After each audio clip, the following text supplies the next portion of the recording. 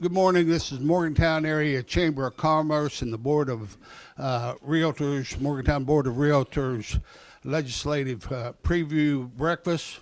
And we're glad to welcome everyone here, and especially we welcome the legislators here this morning. It's our opportunity to prepare for the 2019 legislative session. It's especially honor to me as the Vice President for Governmental Affairs to be here this morning with our legislators for the 2019 session. We're going to step right into it by asking each of the legislators to briefly tell us who they are, starting right here with Barbara. Thank you so much. Are we on? Can everybody hear okay? I don't think Is it on? That's just coming to me. That's just coming to you, so you got to talk louder. okay. But that, let me explain real quick. I still need to speak into the microphone. Let me explain real quick. This is being live streamed for the first time, so you're speaking out to the world. Well, my name is Barbara Evans Fleischauer. I am a veteran legislator. I have been in the legislature quite some time. I'm very excited to be going back and looking forward to working with our entire delegation. I anticipate being minority chair of judiciary and being on health, although we don't know that yet. I hope that's what I'm going to do. I was on, I'm a longtime member of the health committee and of judiciary, and I've also worked a lot on veterans issues, and I don't know how much of a statement. Do you just want us to introduce? Okay, that's me, and I will hand it over to Evan. Hello, I'm Evan Hansen. I just got elected for the first time.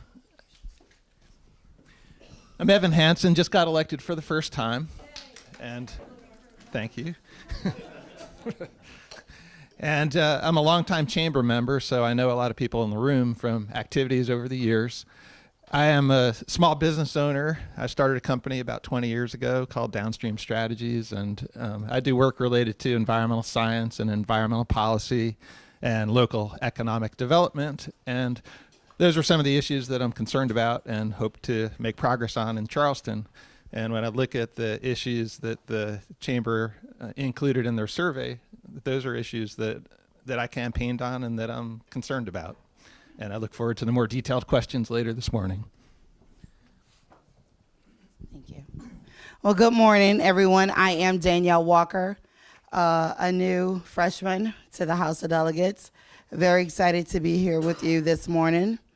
My platforms was mostly about affordable housing, as I am a partner family with Habitat for Humanity. And I know how that brings a family to the most high.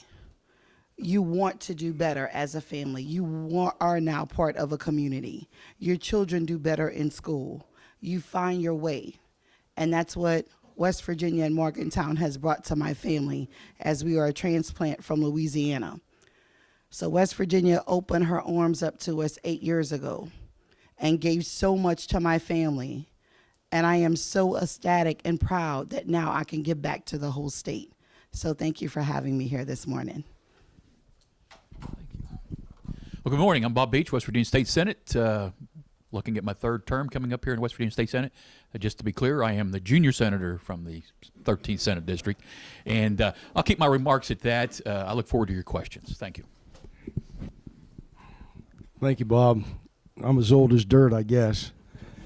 My name is Roman Prezioso. I'm the Senate Minority Leader, and we're excited to get back to Charleston. There's a lot of things happen. The economy is growing, and we're looking forward to a new era. We're trying to work with the leadership on both sides, and with the governor's office. They've extended to the minority office their consideration for legislation, and we're excited to get down there. And I've been going to Charleston trying to do some logistical things like seating charts and committee assignments and things like that. And I'm proud to have Bob as my partner in crime here in Montague County and Marion County. Thank you. Looking forward to the questions. I'm Dave Pethel, a member of the West Virginia House of Delegates, a longtime member. I represent the 5th Delegate District, which is all of Wetzel County and one precinct in the western part of Monongalia County. It's good to be here today. Look forward to going back to Charleston and look forward to working with our senators and delegates from this delegation over the next couple of years. Thank you very much. Good morning, everyone, and good morning to all my friends coast to coast in Europe and in Asia. I'm Rodney Piles, and I was just elected to the second term in the House of Delegates. I'm looking forward to serving all of you and taking your questions today. I served 24 years as your county assessor and tried to retire in 2012. And these two guys here on the front row from Star City and Morgantown City Council here talked me into running for the House of Delegates. So something I was reluctant to do, but something I've enjoyed very much. Enjoyed serving you and looking forward to serving another term. Thank you. Good morning, everyone. My name is John Williams. I was just reelected to the House of Delegates from the 51st District as well. I'm always excited for these events, but this one in particular I'm excited for, as last time we had this when we were going down for the 2018 legislative session, one of your members, Mr. Jason Donahue, had a wonderful idea for the Mountaineer Trail Network Authority, which was a bill that would allow counties to create mountain biking trails in their county, which would help with tourism. That came from this event right here. And so I'm excited to see what ideas you might have that we can hopefully introduce on your behalf in Charleston. Thank you. Thank you all. I want to again mention West TV, who is taping this. It will be on our website, but also this is the first time they are trying live streaming. So it is going to be on West TV's Facebook page. People can watch this live now, and in the future that will be an event. I want to thank Courtyard Marriott and Southern Airways Express. Would both Kimberly Thompson and Mark Sestari please come forward? I want to give them a couple minutes. I want to thank them for hosting this event. Please give them a round of applause for the breakfast and the venue. Come on, Kimberly. Thank you, Weldon. Morning, everyone. And Kimberly's a great host. This is my 95th stay here at the Courtyard in Morgantown. I'm happy to report business is very, very good for us. We're going to set another record in November. We changed our schedule to 4 flights a day to Pittsburgh, 2 to Baltimore, Washington, and the market really seems to like it. So we really appreciate the support of all the local businesses. We're doing a great job reliability-wise, averaging between 98 and 99% completion. And we look forward to future growth here, and we look forward to supporting the Chamber and the governmental affairs effort. Thank you, and we appreciate being a business partner with the Chamber of Commerce. I think what's neat about the hotelier business is, and Leah back there can attest to this, is we have had, and Leah's with the Residence Inn, we get to hear what all the visitors coming into town have to say about Morgantown. And what's just really uplifting is to hear from visitors who have not been here in a number of years. It's alumni, it's even visiting teams that haven't been back here, those fans that haven't been here in a few years, and they are amazed at what's happening. They're really impressed with what they're seeing up here at University Town Center and in other parts of the city. And so being a transplant from Wisconsin, I love Morgantown, I love West Virginia, and just happy to be a part of the growth here. Thank you, Ellen. Okay.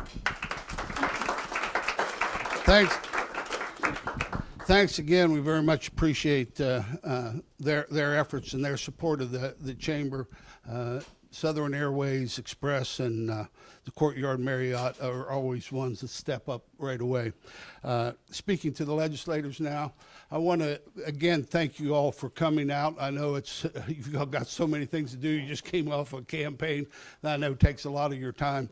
I recently sent out survey results, and I want to thank our staff, Amy and Nikki, for all the work they do. We're heavy on surveys, finding out what our memberships are thinking about.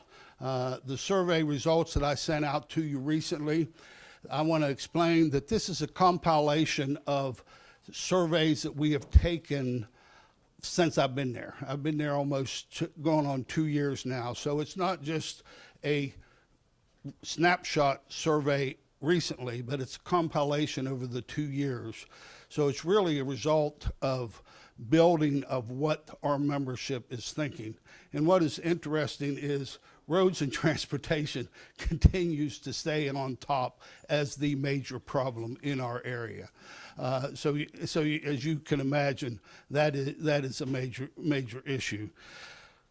What we do here at the legislative breakfast, and I'm going to turn this over to my committee members for the actual individual questions that they're going to be talking to you about. What we're really looking at is how on these issues as we're moving forward, what sort of support do you see how you support these different areas moving forward, these different issues, how you see that you can accomplish the solutions to these different issues, and probably most importantly, how can we as the Chamber of Commerce and the Board of Realtors help you accomplish those things? That's what the breakfast is all about. What can we do? That's what we're here for.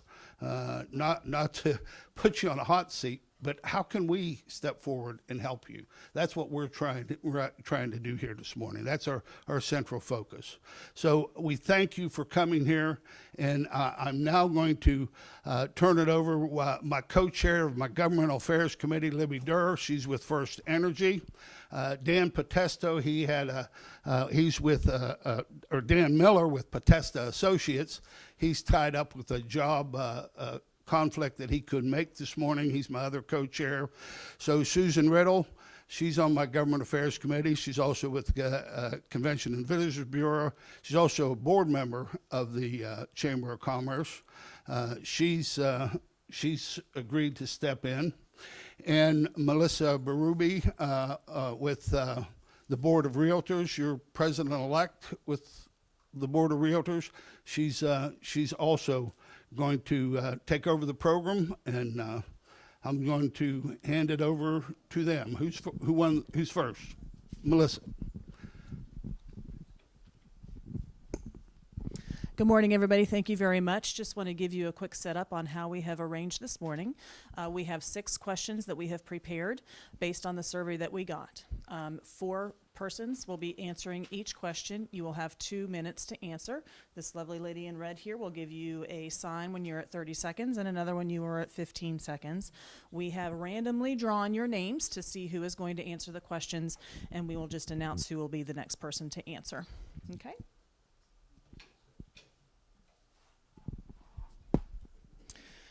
Regarding roads and transportation, in October of 2017, the state road bond bill was passed despite the resulting increase in taxes on gas and vehicle purchases, as well as registration fees that is imposed on taxpayers.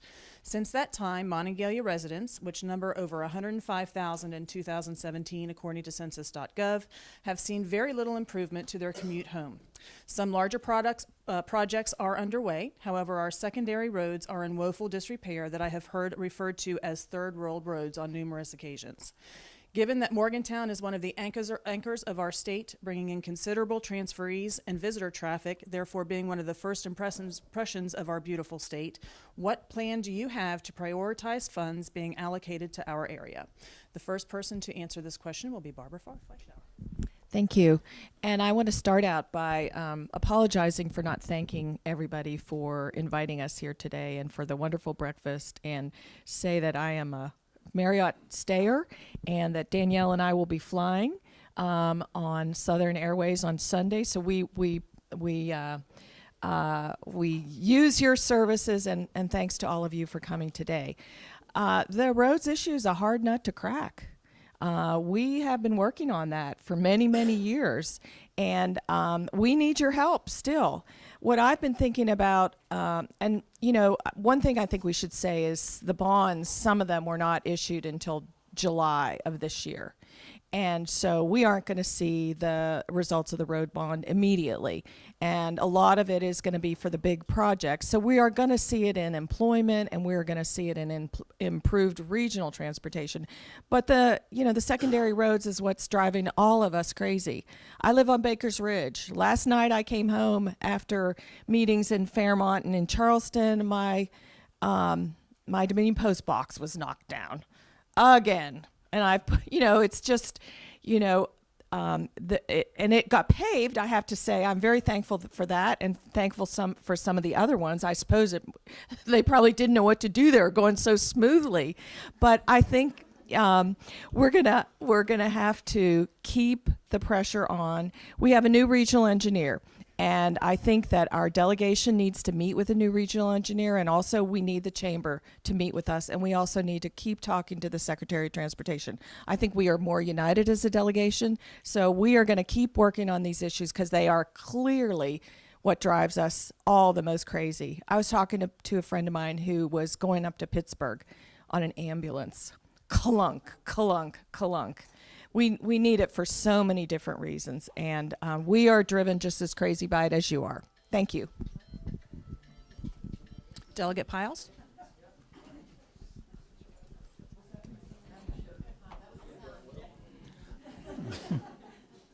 Well, certainly it's no secret to us that roads is the number one issue in the county, and I would say that probably after the session ended last March, Barbara and I met with the district engineer several times, and then later other delegates joined us in other meetings. And the thing we kept hearing over and over again regarding maintenance is they do not have enough. They're understaffed, and they do not have the money to pay competitive salaries.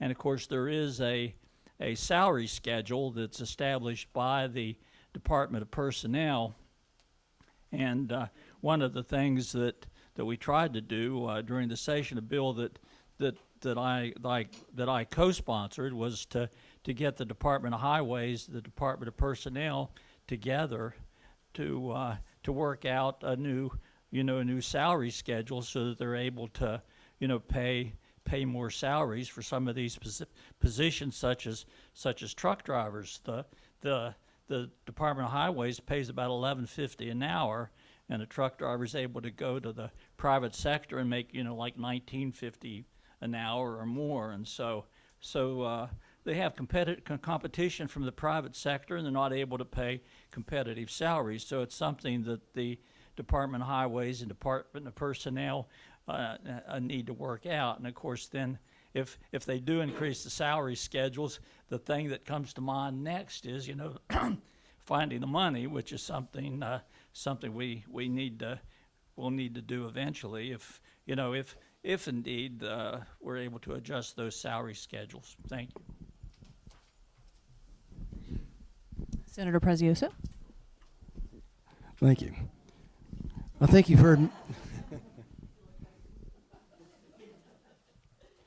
I think you've heard most of the reasons that we're having trouble, and it's not just here in Montague County. It's all over the state. I mean, down there in Marion County, my phone rings off the hook.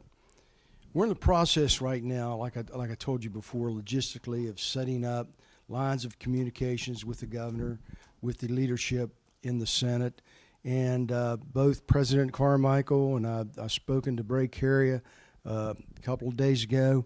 We're going to set up regular meetings to look over issues that are relevant to the state of West Virginia.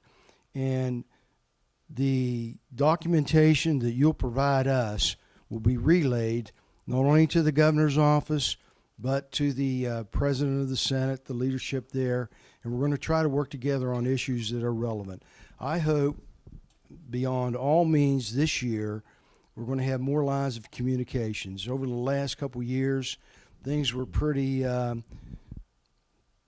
hectic, to say it kindly.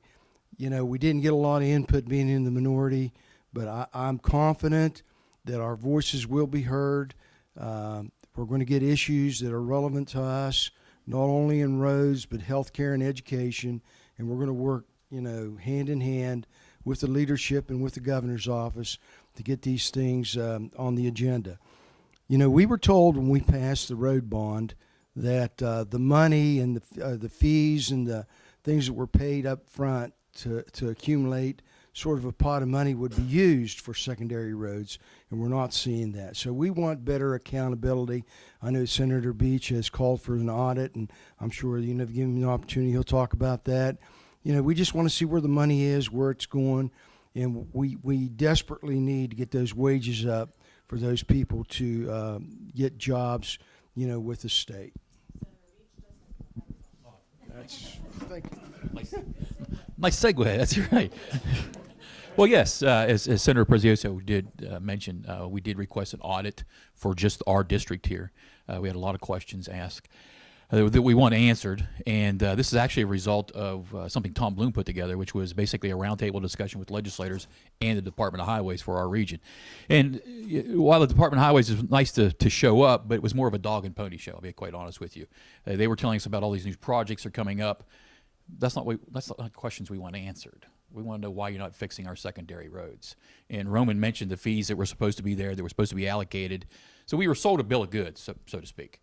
And so we want some questions answered. And I think the audit's supposed to be back here 1st of December. As a matter of fact, I just sent out a text message to see if we couldn't find out where that's at right now. But we want to find out those answers. And one of the big questions I had, what do we need to do to fix personnel? Because I believe Rodney mentioned it, or John, one or the other, that personnel is a problem. Barbara mentioned snow removal. Well, we have plenty of snow removal equipment right here in Montague County. We just don't have drivers. We don't have people to go out there on the roads every day or every evening pushing snow around. So we know labor is a problem within the DOH. So what are we going to do? Well, we need your help. You ask, where's he at? Eldon was asking how you folks could help us. Well, there obviously needs a piece of legislation, or at least we need to start bending the governor's ear to address the salary schedule with the DOH. And I think that's where you come into play. You're a strong organization. You have been for years. We have a lot of projects, great projects are coming forward, and it's because of your actions here in this room, speaking and being very vocal. So, yeah, make that phone call to the governor's office and ask him to address the salary schedule, because the DOH works for him. There's a misconception that DOH works for us, but he employs everyone. He's the one that makes the call who the secretary is going to be at the DOH. Thank you.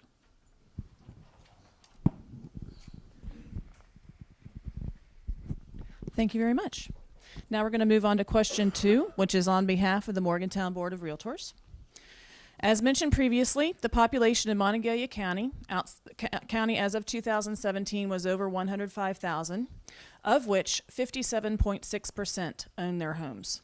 The median household income was $47,070, yet the median mortgage expense for homeowners was $1,200 per month. It is well known that home ownership spurs local economy, community, and personal well-being. In 2016, on a national level, new construction alone contributed $1.2 trillion, which is 6% of the U.S. gross domestic product. What solutions do you propose or support in the form of financing programs, development of workforce housing, or increasing living wages that would help more hardworking people in our region obtain the American dream? The first question will go to Delegate Hansen.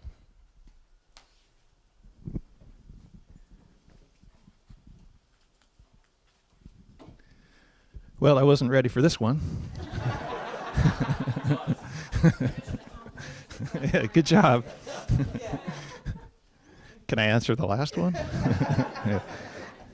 Yeah.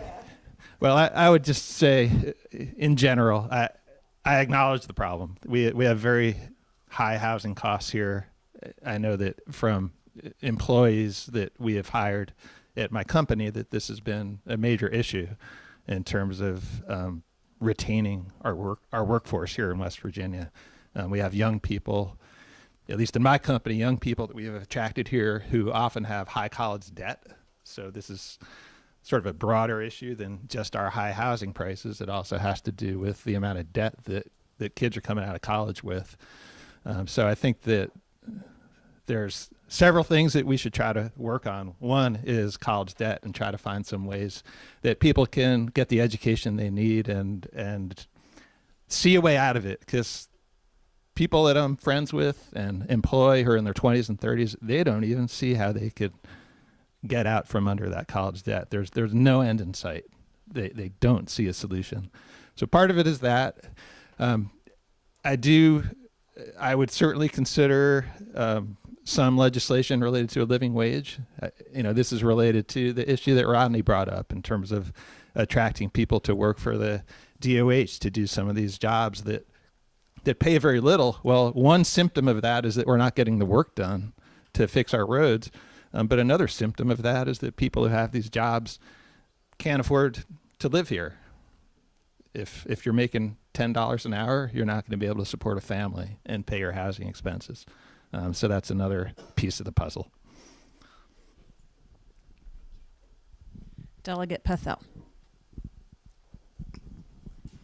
Thank you. Let me say that the wants and needs of the 5th Delegate District is far different from the 51st Delegate District and the 13th Senatorial District. I'm willing to work with the delegation on a solution to this problem, but I want to use the rest of my time to address the number one issue in the 5th Delegate District, and especially in Monongalia County, that part of the 5th Delegate District. It is definitely the condition, the deplorable condition of Route 7. I have worked with the previous engineer, Donnie Williams. He just retired, I believe, in September. And we have a new person now, Darby Clayton, that I plan on meeting with.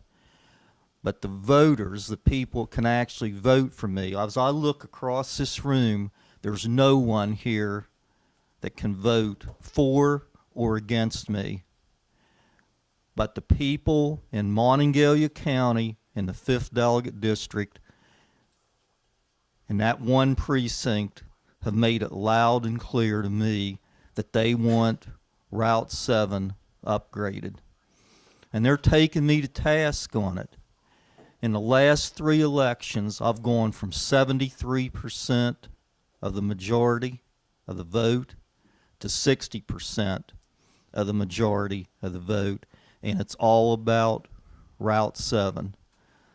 So I will continue to work with the officials within highways to try to get more work done there, and I'll also work with the delegation as Delegate Fleshour suggested. Thank you.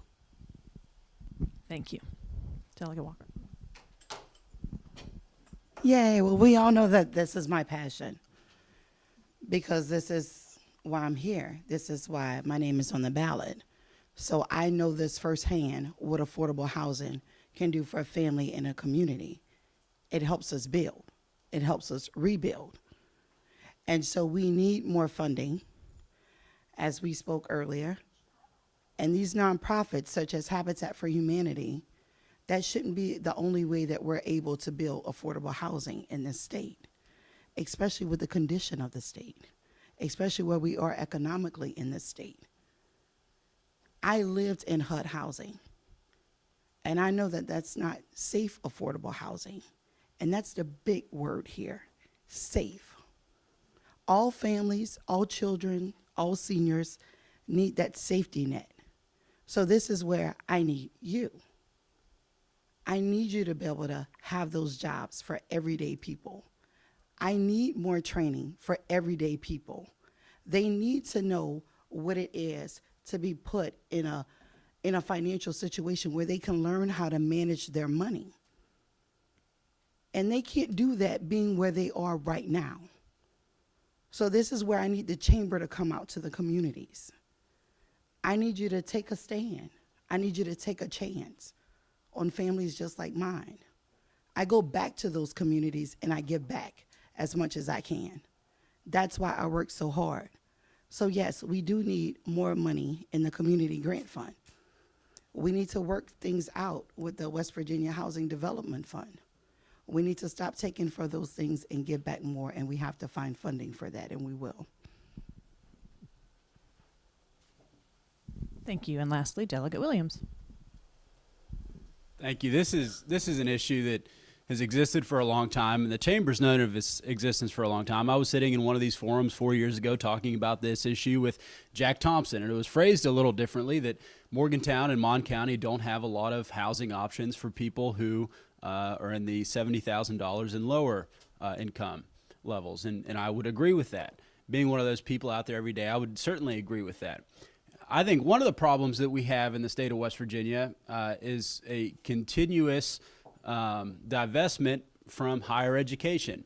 And I don't necessarily mean just higher education around the state. More specifically, I'd like to talk about the higher education institution that we have just a couple miles from here.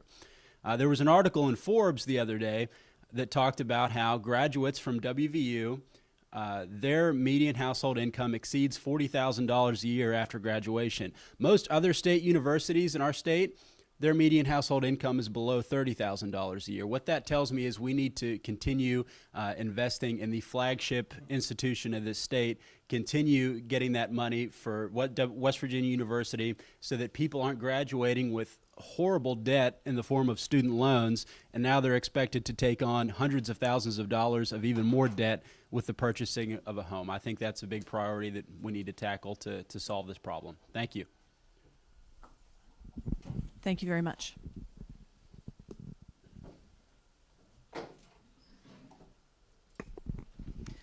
Good morning, everyone. Well, that was a great segue, and we didn't plan it this way because the next question is on higher education. I just answered that. I'm good. Well, our question is specifically as it relates to higher education, is it is a critical component and a major driver of the greater Morgantown economy. It's difficult to name an area within our community that isn't impacted daily by higher education.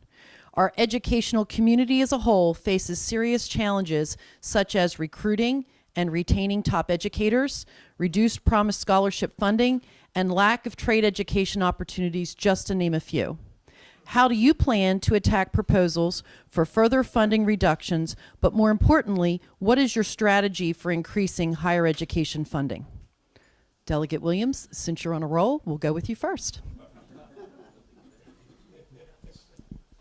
Thank you. I'll go back. Another chamber member that I spoke to on this very issue when I first started running was Scott Rotruck, and he told me that there's a quote, I'll butcher it, but it's something to the effect of, if you want change and innovation in your community, put a university right across the street. And I think that's evident with some of the things that WVU has been able to do over the past decade with the VW emission scandal.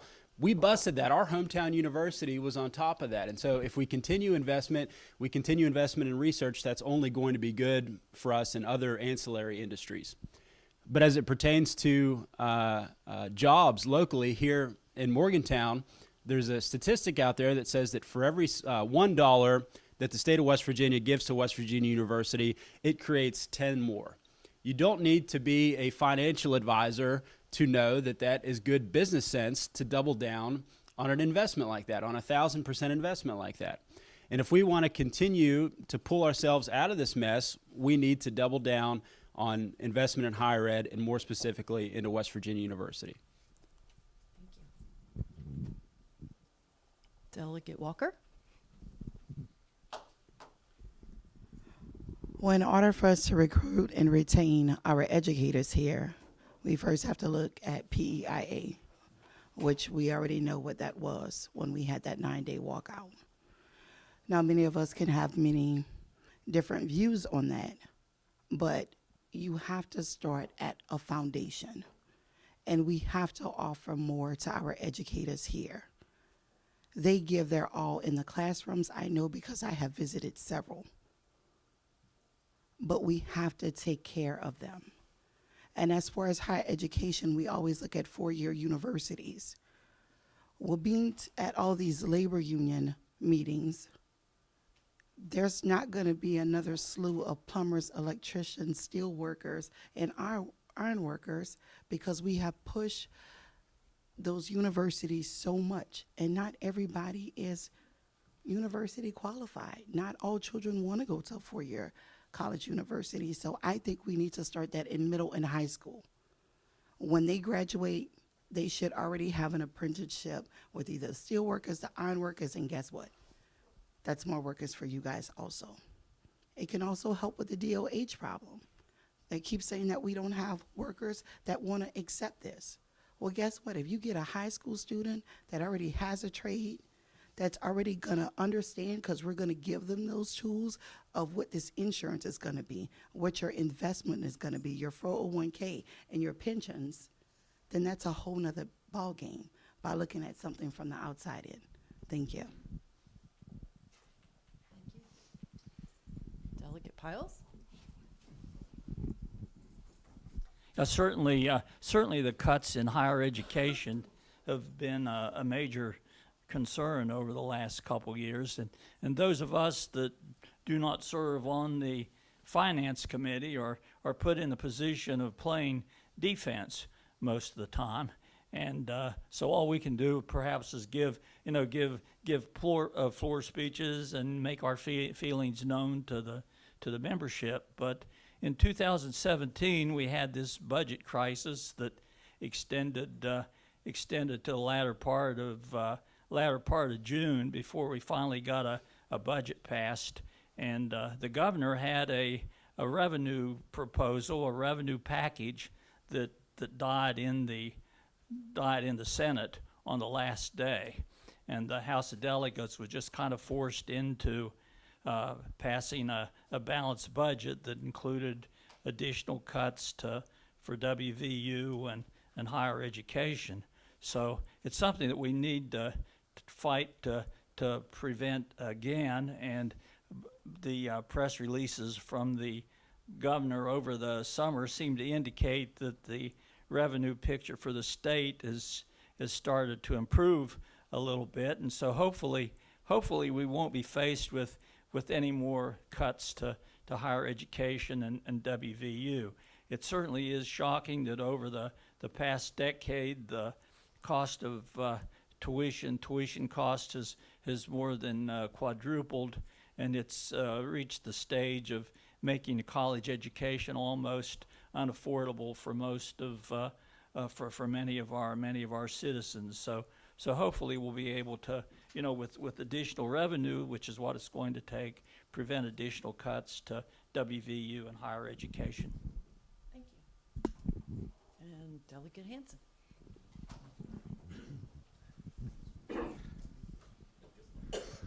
In terms of attracting and retaining people at WVU, I think that's a big issue. And one of the ways that we do that is by having a good quality of life here in Mon County. And that means taking care of some of the basics, like having good roads, and what so many people who work at WVU care about. They care about having a great K through 12 education system for their kids. They care about arts and culture, making sure we have music and theater and things like that, things to do in a small town. And some of those are things that we as legislators have some impact on, and some we have less impact on. But I think those are some of the basics that we need to take care of and always be attentive to in order to attract the best people here to Morgantown. And that goes not just for people who work at WVU, but people who work for a small business like mine. When we try to attract people from out of state, it's often issues like that we find are important.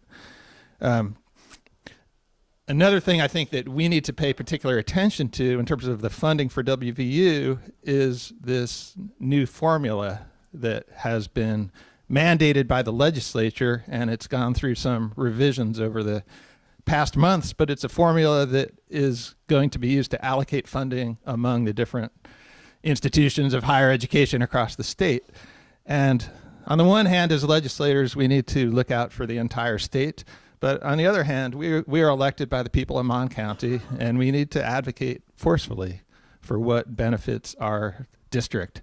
And And WVU is an economic powerhouse here, and we need to make sure that this formula, once it's finalized, does not cut more money from WVU and actually helps us increase some of the funding that we've lost over the past few years.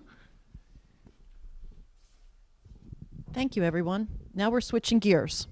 Tourism, a topic near and dear to my heart at the Convention and Visitors Bureau, is one of the statewide industries identified by the McKinney Report and the West Virginia Forward Initiative that has tremendous untapped opportunities and potential for the entire state. The West Virginia Tourism Office reports that for every dollar invested in tourism, the return on investment is $8 or 8 to 1. Developing riverfront areas and attractions such as the proposed Mountaineer Trail Network in House Bill 4431 are critical to tourism development. What are you going to do to not only pass the Mountaineer Trail Network bill, but also provide resources for additional tourism development? First up is Delegate Fleischauer. Thank you very much. You know, one of the reasons I stay here is because it's so beautiful. And as a matter of fact, this is an example of something that the legislature has done to improve the quality of life and to take advantage of the natural beauty that we have here. I was a sponsor of 4431, and I think it was just one of those last-minute snags in the Senate that prevented that from passing. I don't see that. There wasn't any real opposition to that bill, so I think that's going to be something we just need to make sure it gets worked on quickly from the beginning, and then it moves.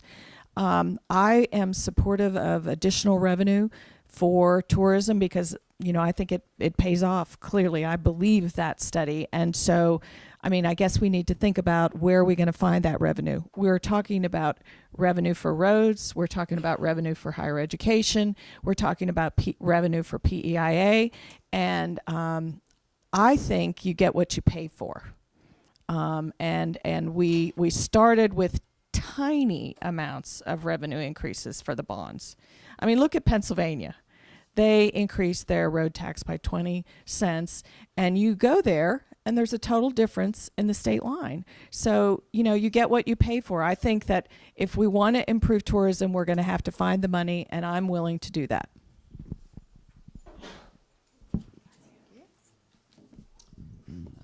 Delegate Pethel. Thank you. First of all, let me say I was also a sponsor on the bill. It was just mentioned. I fully support it. As far as more money for tourism, I definitely support that. Last year when the budget was completed, in order to pay for the 5% raise for teachers and school service personnel and public employees, there were cuts made in the budget, and one of the cuts was tourism. But what we were told at that time, if there ended up being a surplus, we could go back in, we could do supplemental appropriations, and we could put more money in any of the areas of the budget. But one of those areas that was mentioned was tourism, and I would certainly be for doing that. And as Delegate Fleischauer said, we are looking at a lot of areas that need money, and you get what you pay for. But that's one of the ways that I believe that we could get more money for tourism. Senator? Process of elimination is not too tough, right? Okay, thank you. You know, I think it's ironic. One of the governor's cornerstone programs in his State of the State was an additional, I believe, $20 million for tourism. And during the course of the legislative session, that thing went by the wayside. You know, our caucus, I know we thought that was important. That was one of the things that we could use to grow the state. And I agree with, you know, our delegation here. I think we stand strong in putting more money in tourism and in the development office to do what needs to be done. But if I may, I'd like to go back to one other thing, our higher education issue. You know, there isn't any doubt that our education system depends, our state depends on it so greatly. The prosperity of this state depends on how many students we graduate, how many skilled jobs we have. I see Steve Leach back there from Pierpont Community and Technical College. You know, one of the reasons that we can't get employment because we don't have a trained workforce. The reason we don't is because simply we've got a drug problem we've got to take care of. You know, we were at a forum last night at Fairmont State, and everybody was saying, you know, we're seeing all these out-of-state license plates coming in here and working on the gas industry and things like that. You know, Pierpont, I know, is making a concerted effort to do rapid response training for individual skills, and that's important. Not everybody needs a 4-year degree. You know, most of us were fortunate here to have that 4-year degree, but right now you can make a lot of money with a technical degree, and there are jobs out there waiting for you. So I think we've got to grow that workforce by simply getting more skilled training courses on all levels through the industry and through unions and through our technical colleges and our 4-year colleges, and that's what's going to make the state grow. When you know, it's a subject I'm not doing any justice to. I could talk here for hours on that particular one, but we need to concentrate on our educational efforts to make this state grow. Well, thank you. Tourism, yeah. Where'd we end up? Yeah.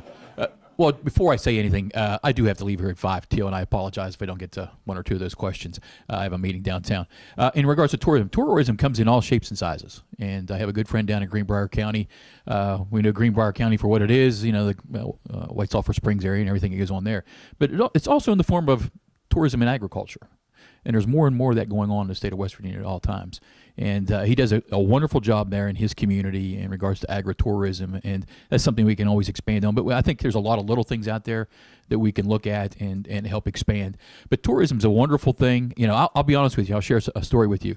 When we began the rail to trail system here in Morgantown, I'm thinking, why are we spending money to buy or lease a railroad bed to walk on? I was one of those ones who was not originally sold on it. But I'm going to tell you right now, in hindsight, that was an excellent idea, an absolute excellent idea. And so much so that I enjoyed it so much that Barbara and I attended a meeting in Clarksburg here a few months ago in regards to the trail system from Parkersburg to Pittsburgh, and it's called P2P. And the two of us are now ganging up together to get a letter out to all members in that area on that trail line, those counties, and try to form a caucus to help push that forward. But that's an opportunity for us here in Morgantown that we know works, and we believe it'll work across the state of West Virginia and further into Pittsburgh. But no, tourism's a wonderful thing, and as Roman said, the governor had good intentions, but as things move forward, that was one of the first things that was pulled out of the budget, and that $20 million obviously was moved someplace else. But we would like to see that reappropriated back into tourism and move forward from there. Thank you.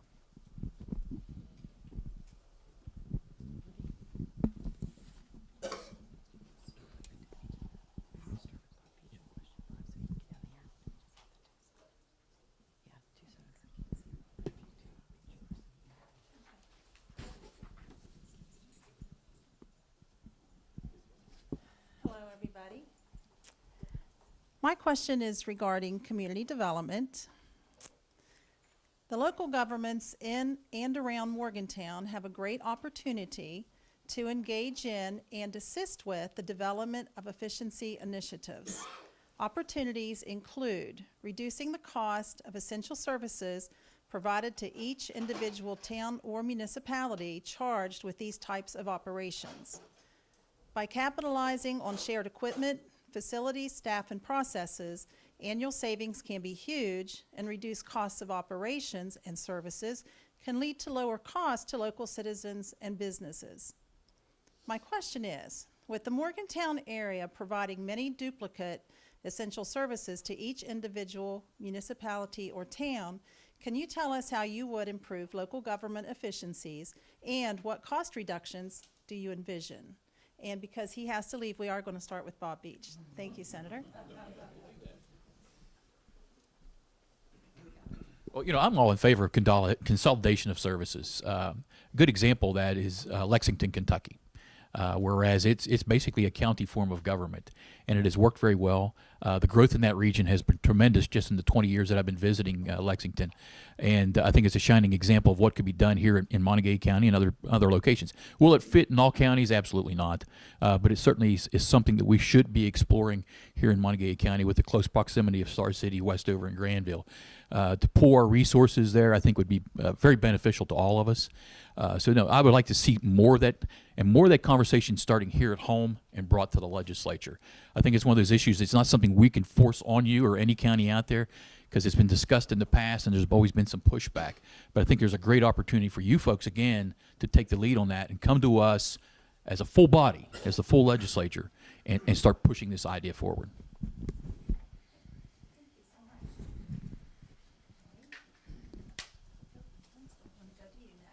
Thank you.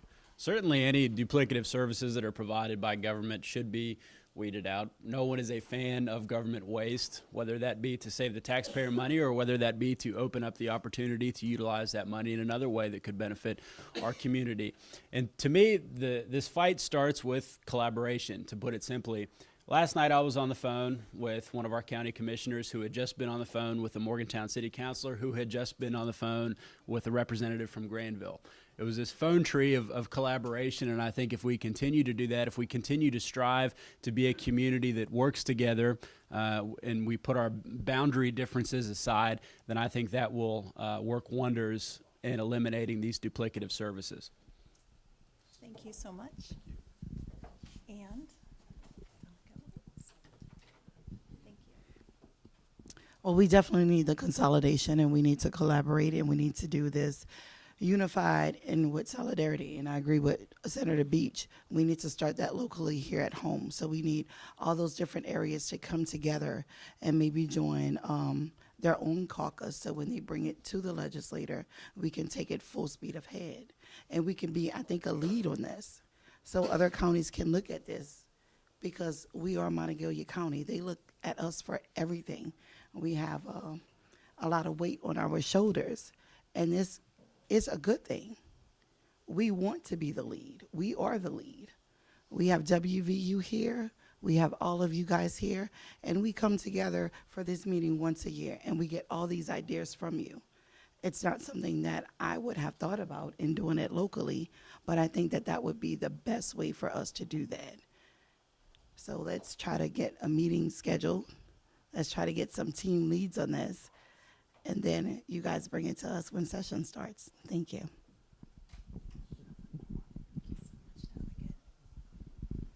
And Delegate Fleischer, same question. Thank you.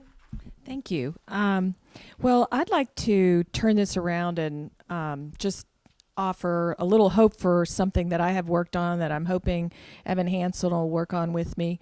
For several years, I've been introducing a bill that is called LEAP, the Local Energy Efficiency Projects, and it's also called PACE, and I forget what that means, but and I've talked to people on City Council and the County Commission about it. What it would do is would allow the local governments to lend their loan authority to small businesses to do energy efficiency improvements. It's in 109 jurisdictions. I think it's a neat idea. Energy efficiency improvements are the low-hanging fruit when it comes to climate change. That's jobs for people that are, going to put in those more efficient furnaces and so on. I think this is a neat idea. I convinced Roger Hanshaw, our new speaker, to sponsor it. It didn't move, but I'm kind of hopeful now that he's up there in a decision-making position that because it isn't really involve a cost, but it could really mean a lot in some smaller communities where you could, we, for example, several of us here, almost all of us, worked on getting funding for Arnottsville School to get 2 energy efficiency furnaces out there. That was a nonprofit. The library is there.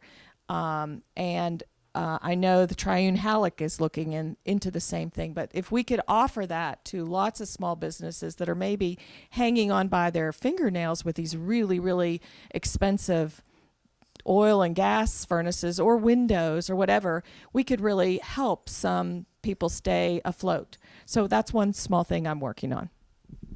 Thank you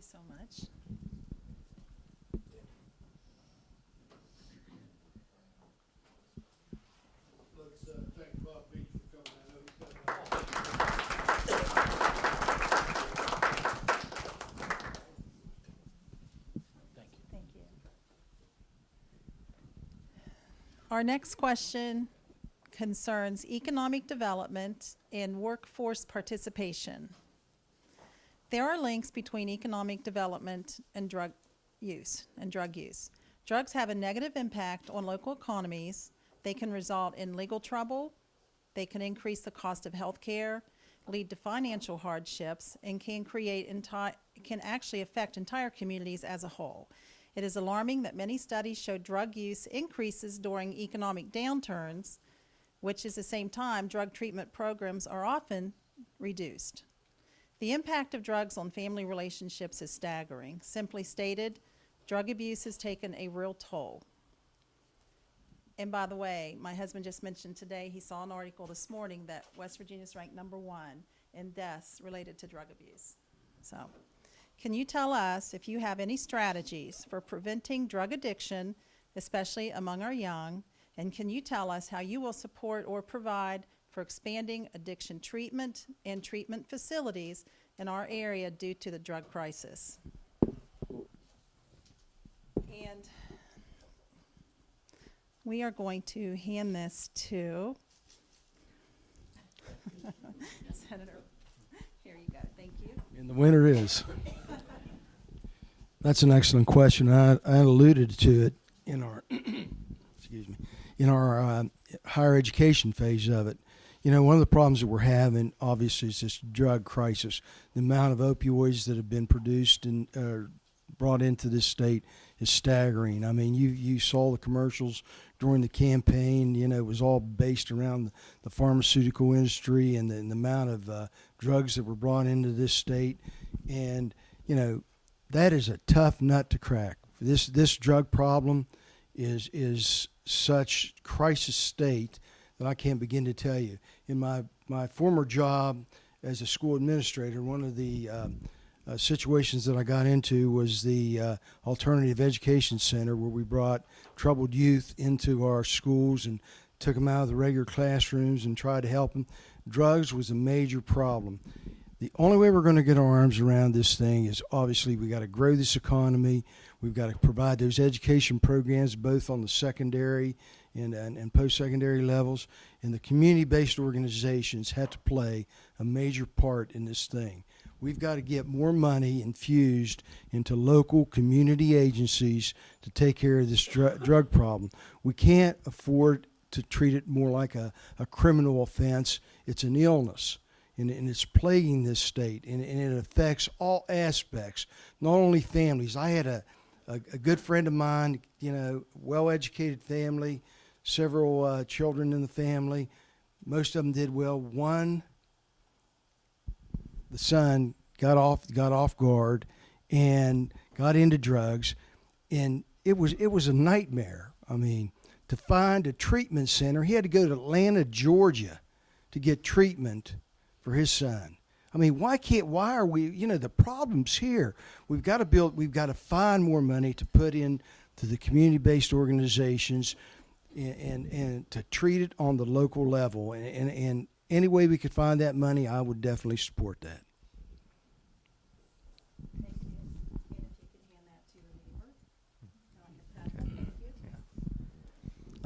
Thank you. Let me say there's no easy answers or no one answer on the drug abuse problem that we have. We know that this area knows no income, whether you're high level income or low level income. I will say that the legislature the last couple of years has worked on legislation to try to help with this problem. I agree with what Senator Prezioso said. Definitely we need, you know, more treatment facilities. You know, if they're a hardcore dealer, I don't have a problem with locking those people up. But, you know, if you have gotten into drugs maybe because of, you know, certain prescriptions, or you're not a hardcore dealer, then we need to be working on getting more treatment facilities so that these people can get clean and then get back in society. Like I said, there's no easy answers. and the treatment facilities, and a lot of this that costs money. And we've talked about a lot of issues here that cost money, but this is one area that we need to continue to work on, because we have worked on this the past couple of years.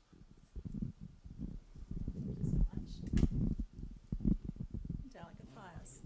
Yes. Yeah, certainly. Certainly, I would join with the others in focusing on the issue of treatment centers.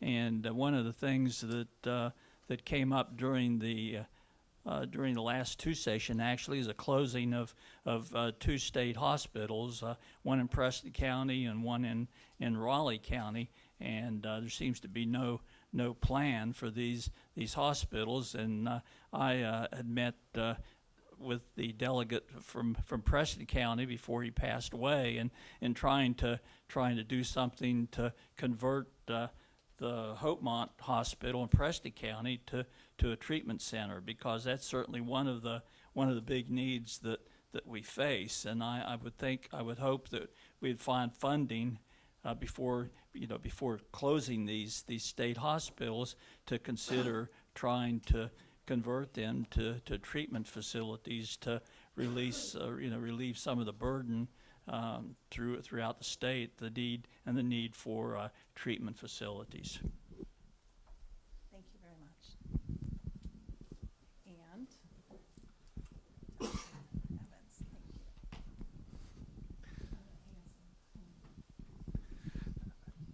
Well, it's a big issue, and there's a lot to do. When I see a picture of the Mon County Sheriff in the paper, because they've had a sting operation and have been able to take some of these drugs off the street, I'm thankful for that. But law enforcement is just part of the solution. One thing that people haven't mentioned yet is the role of litigation in holding the drug companies accountable. There's been a series of litigation from cities and counties that should raise a considerable amount of funds. To me, it's sort of like what happened with the tobacco settlement years ago, that sometimes you got to sue the bad guys and hold them accountable, and that might be a way to raise some much needed funds so that we can invest what we need to invest into long-term treatment. And that's what I hear from people as being the biggest need, is that we could resuscitate someone who may be overdosing. We could bring them to jail for a short amount of time, and we might even be able to get them into short-term treatment. But until we have long-term treatment on demand that's funded in a way that it can actually change a person's life, or at least give them a chance to change their life, we're just going to be on this cycle for months and years. So I think long-term treatment has to be a focus of what we look at as legislators. Thank you very much. With respect to the questions for the wrap-up for this legislative group, we have completed that, and I just want to thank each and every one of you for responding. So thank you. Okay, so we would like to give the audience, which consists primarily of chamber members, the opportunity to ask questions of you. If you don't mind, we would like to limit that to just a minute response, if you can, after someone does ask a question. So if anyone has a question for our panel. Yes. My name is Chris Yeager. Okay, here you go. Yes, thank you. Good morning, delegates. Thanks for having us here and allowing us this time with you guys. My name is Chris Yeager, and I am a resident of Kanawha County. I'm glad that we got a chance to kind of really touch on the drug epidemic. There's a couple stats that I want to share with you guys that are very alarming. For the last decade, not only has West Virginia been the deadliest state whenever it comes to opiates, we've led the nation in opiate overdose for the last decade, 10 years or more. Just recently, there was a article put out by the Charleston Gazette that said that over 6,500 kids are in the foster care system because of parents being addicted to drugs and or dead or not with us any longer. Just recently as well, there was a study done that showed in Kanawha County alone, over 60% of the kids in that county are being raised by grandparents. When we get down into the southern counties, it gets even higher, up into the 80s and 90%. I've heard a lot of you guys say that we're looking for safe, affordable housing, funding, education, PEIA fixes, quality of life, and tourism are some of the things that we need to be focused on, with funding being the main issue with all these things. I think if we don't address the drug epidemic, as far as the opiate epidemic in this state, none of those things are going to be feasible at all. We're not going to have a population to employ, to educate. And I, as a Marine Corps veteran, had 2 family members pass away from Suboxone. Suboxone was being used to get them off of opiates. So not only did they have an addiction, but there was a cure there too that ultimately ended up taking their lives. One of my brothers passed away on Christmas Eve, and we were resuscitating him on Christmas Eve. I know that this is probably a non-traditional approach, and this is probably going to be the elephant in the room, but in states that have access to medical cannabis, those states are seeing up to a 30% reduction in opiate overdose deaths. We're talking about curbing this problem in a year up to a third. So I think that this is a twofold solution. Not only will it help us get away from opiate addiction and death, it will also help bring funding back to our state. Most recently, and I'll wrap this up, we passed a medical cannabis law. Senate Bill 386 passed. There was a medical cannabis advisory board that was formed, and those folks came up with fixes to that medical cannabis program. Great fixes. It would have really got us off of the floor and got us on to, turning the corner on this opiate epidemic. And there was House Speaker Tim Armstead allowed that bill to come over to the Senate. Senate passed it back over, and he refused to receive the message from the Senate, virtually killing that bill or those amendments to that bill on the floor. And I would like to see our delegates be more serious and proactive whenever it comes to getting back in session and getting these amendments back into this bill. I believe it was House Bill 4345 that was introduced by Delegate Mike Pushkins that would have made those amendments. And right now we're sitting 6 months away from the implementation of that medical cannabis program, and we've not even issued one license. And so.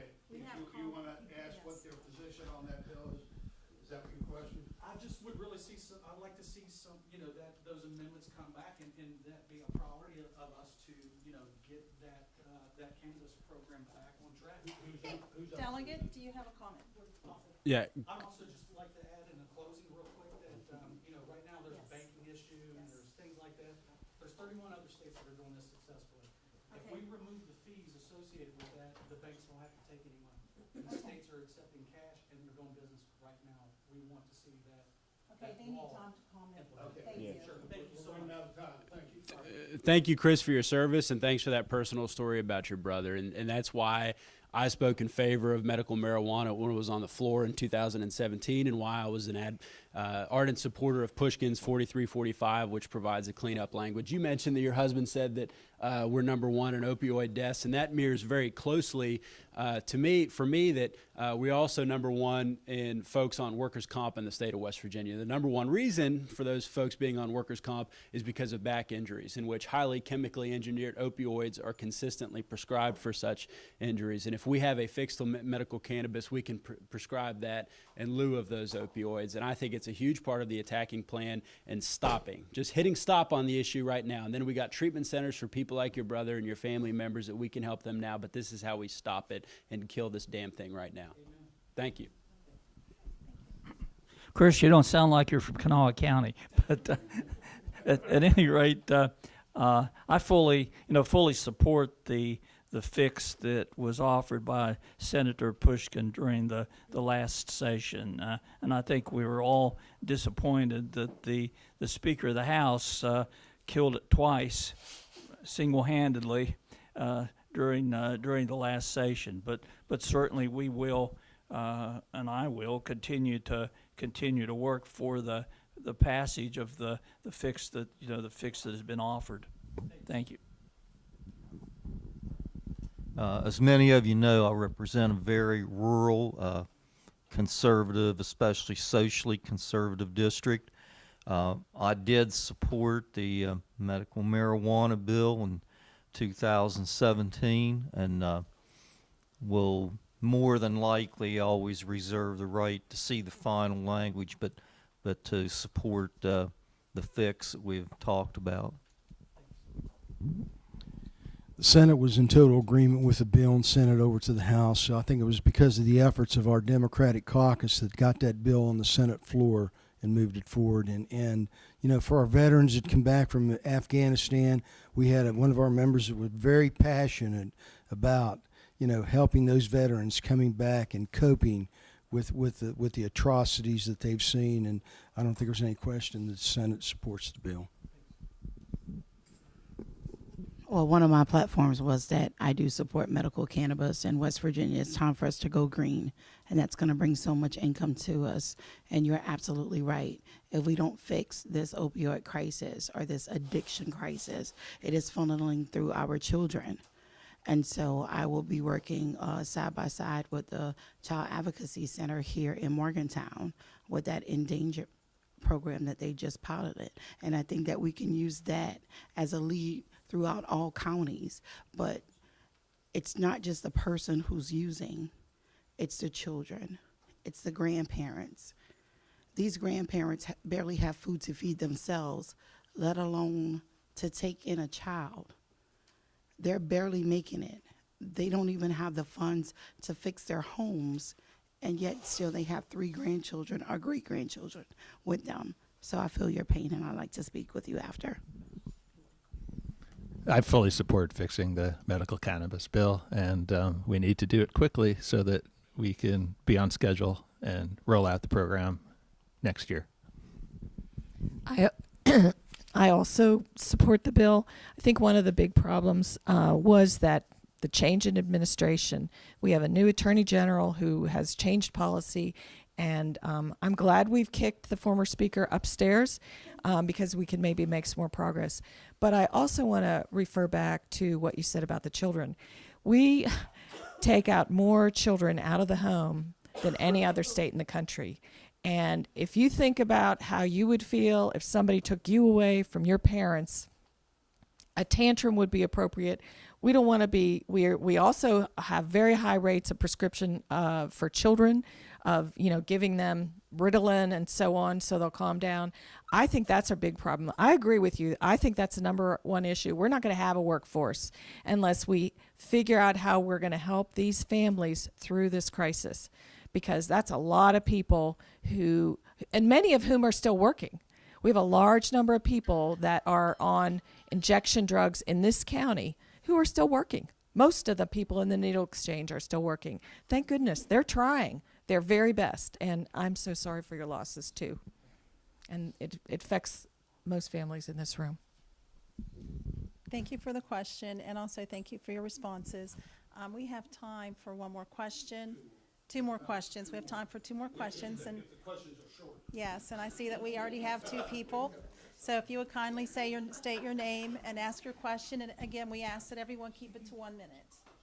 Thank you very much. Hello, mine's real brief. A few years ago, the legislature moved forth a program to speed up the certificate of need process for a variety of different healthcare organizations. One of them was for like opening up treatment centers.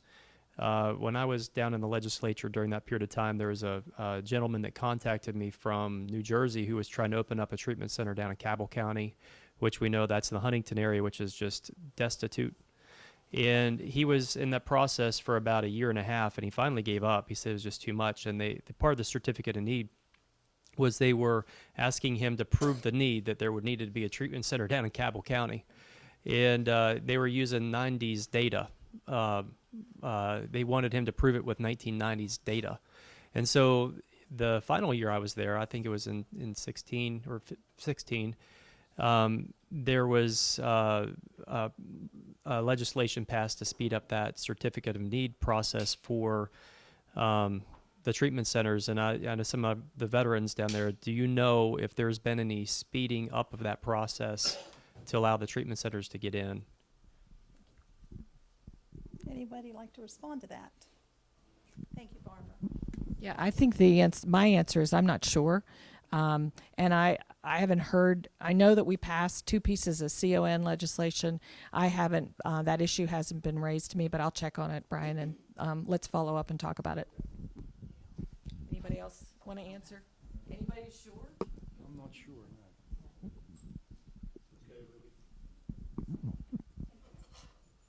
Okay, and this will be our last question of the day. If you would state your name, please. And again, We got time for one more. If this is a Okay. short question. all right, thank you. Hi, I'm Mary Wade Triplett from the Monongalia County Health Department, and going back to the opioid crisis, I wanted to make sure you all understand how the health departments in West Virginia are helping with the crisis, with the hepatitis A outbreak, and homeless people and drug users are more at risk for hepatitis A, hepatitis B, HIV. We're all dealing with that. In 2016, we had a 24% funding cut, which we'd like restored, and and there are other things we do. I wanted to see what you all think about helping the health departments. Thank you so much. Anybody like to respond? Here you go, John. Thank you. Yeah, thank you for your question. I serve on the House's Committee on Government Organization. Rodney's on there with me. And a big effort that we see probably weekly is some sort of bill that weakens the health department, that weakens what you're able to do. And so I believe in our health department's ability to prevent bad food in restaurants, to helping with the hepatitis A, HIV crisis, like you mentioned. And so I'll always do everything I can to make sure that we have strong health departments.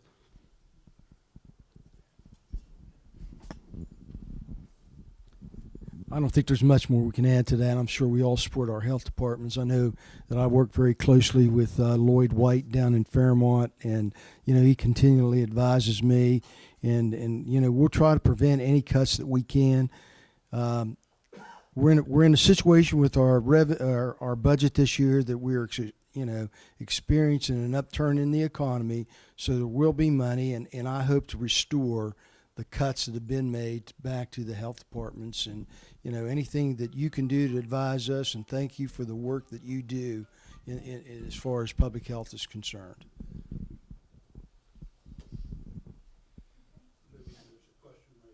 Okay. Okay. Great. Hello, Michael Solella. I'm a resident here in Morgantown, and thank you all for coming today. My question is going to be brief, and it's got 2 purposes. One, to kind of put you on the spot, and 2, to offer a solution. The repeating theme I keep hearing today is finance, budget, employees of the state, including teachers. We're out of money. Since the teacher strike and the reallocation of funds to settle that as a fix, what has been done since then to find a true solution rather than moving monies around? Where are we going to get some more money? And have you looked at areas outside of the government for help, like consultants financially? I work with a third-party company that has a fix for a legal payroll deduction, which my frustration is, John, you know this, I'm trying to get somebody to hear it at the state. I'm trying to get somebody to hear this at the state level. I really believe this is a partial fix more than just a Band-Aid. So that's my question. Thank you very much. Does anyone like to respond to that? We'd like to hear more of the solution. Afterwards, it's a long one afterwards. I have packets for you. So it's a streamlined package for payroll. Here. Thank you. It's an reallocation of deductions that were wiped away from the Trump 2019 disallowing of personal deductions for the workplace. This has a tax ruling letter that can be done through a payroll deduction only. It's the only way somebody with a W-2 in the United States can take a deduction. It's big. It's huge. Have you contacted anyone in the agencies? No, I've been talking with John, and he's trying, but we're trying to stay politically correct. Yeah, I'd have to have more information. Okay. I mean, we're trying to drive efficiency in government. There's any question. Every even when the previous leadership team was in place, we were looking for efficiencies and dealing with bureaucracies. We as legislators have that same problem too. We get the feeling sometimes that we're in session for 2 months and they come and tell us how great they're doing, and they're just waiting for us to leave Charleston so they can go back to their normal operating procedures. But yeah, and we experience that frustration too, especially with the tax department and the troubles we've had here with the the liquor sales and things of that sort. That's I think if I can comment on this previous administration, one of the things that they're trying to do is be more transparent, and give credit where credit is due. Forget about politics of it all. Transparency is where you need to be. You can get on the internet now and find where money is being spent, especially our roads money and things of that sort. So we're trying to be more transparent. If you've got a better idea, I think we're all open to hearing about it. But we're not all experts in every field, believe me. Sounds like this one will generate some discussion. Okay, one final question. Thank you. We had a question submitted by the other co-chair of our Government Affairs Committee that we didn't get to. Along with what Mike was saying, almost every question that was asked of you today pertained to additional funding. We need more money to do what we want to do, correct? Well, the natural gas industry presents many downstream industry opportunities. One of those opportunities discussed in general public has been the gas storage hub. So I essentially have a two-part question. How are you in support of the gas storage hub? And if so, how? And what other revenue generating initiatives are you either involved with or supporting? Anyone?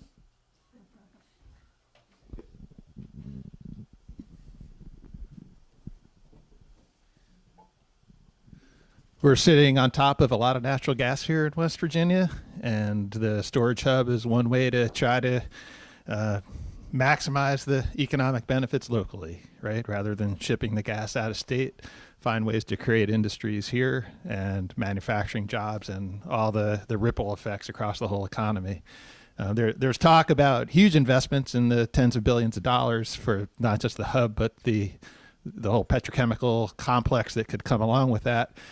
And some of those projections are a little bit wild, like 100,000 jobs, and somewhat hard to believe. But even if it was just a fraction of that, that can be a good thing for the state of West Virginia. I think what we need to be careful, though, of is not repeating the mistakes of the past. And one thing we need to do in that regard is that these types of developments have potential environmental impacts in terms of air and water, and we need to be very careful about how we manage those risks. We need to be transparent about those up front so that these developments don't get caught up in lawsuits that might go on for years or decades and change the economics of the project. So I think transparent communication early in the process is important. And also what I think is important about this is that we need to think about our future economy as something different than our past economy. In other words, there's still a lot of people in Charleston that want to make our future economy the same as it was in the past. And people in the chamber know this. If you're running a business, if you're running any organization, it's not going to succeed for years and decades into the future if your goal is not to change. So what we need to do is not be afraid of that change. We need to embrace change and think about how we can do a better job in the future. Anyone else? Okay, that being said, Eldon, I think we're ready to wrap things up. Let's start by thanking Libby and Susan, and Melissa's not here, but let's thank them.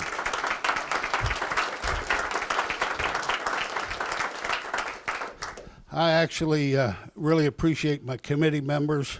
They volunteer and then I work them to death. So I very much appreciate that. I also want to thank the legislators for coming out. Let's give them a thank for coming out and being here today. I do want to address one thing. The Morgantown Area Chamber really is larger than Montague County. Our membership reaches way beyond Montague County. You'd be surprised. Our membership is the employees that come in to our companies reach beyond, and our involvement with the other counties is beyond. Yes, Roman wants to say something. I'd like to address that. You know, thank you for having us here. We certainly appreciate the opportunity to be here.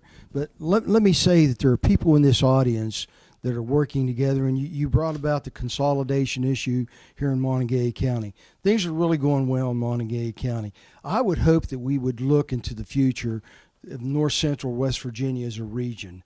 And I know there's people in the audience, Rocco Facilla, Ron Justice, WVU, and Ed Hawkins has formed a group to try to get all the county commissioners together in the adjacent counties to work together and to work as a North Central region. I think our region here is so important. I know we're doing well here in Montague County. Some of the other counties are not doing as well. You know, if you go to Marion County, you know, we struggle for some retail business, although some of your folks up from Montague County have come down now, taken over that mall. That was the first indoor mall in West Virginia, trying to revitalize that. And I think that's important as we look at this region to come in, and WVU and Pierpont, Fairmont State in this high-tech corridor needs to work together. We have the brain power and the resources to do it. We just got to break down the barriers and get it done. And I'm very confident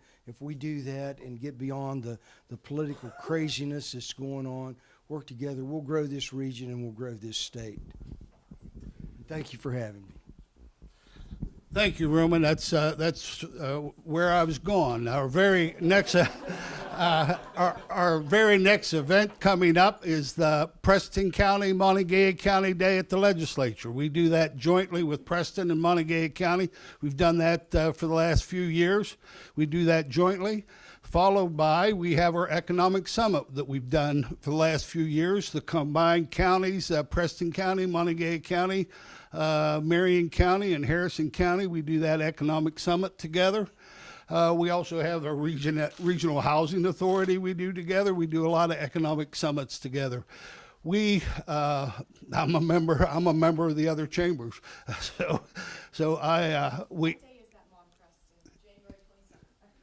Okay. So yes, Roman's absolutely right. In our membership, Dave, there may not be a voter here in the House today. There may be of yours, but I guarantee you we got a number of employees and members of our chamber that vote for you, or maybe don't vote for you. I don't know.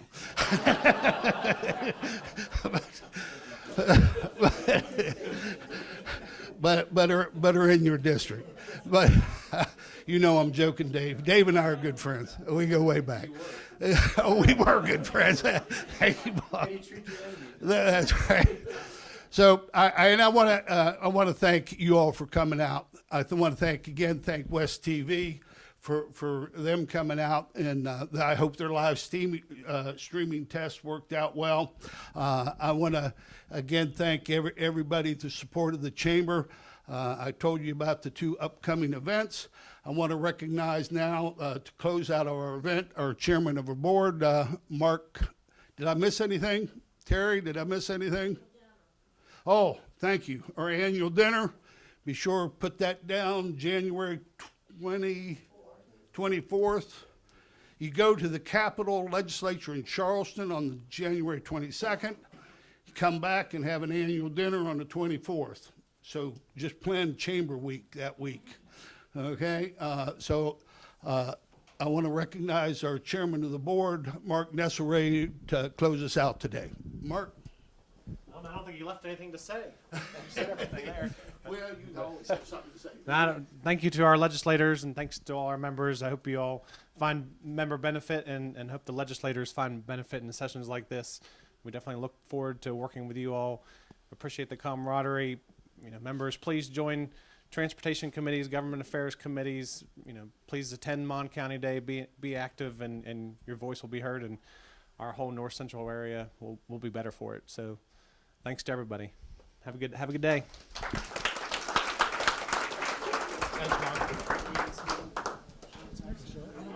Thanks, Mark.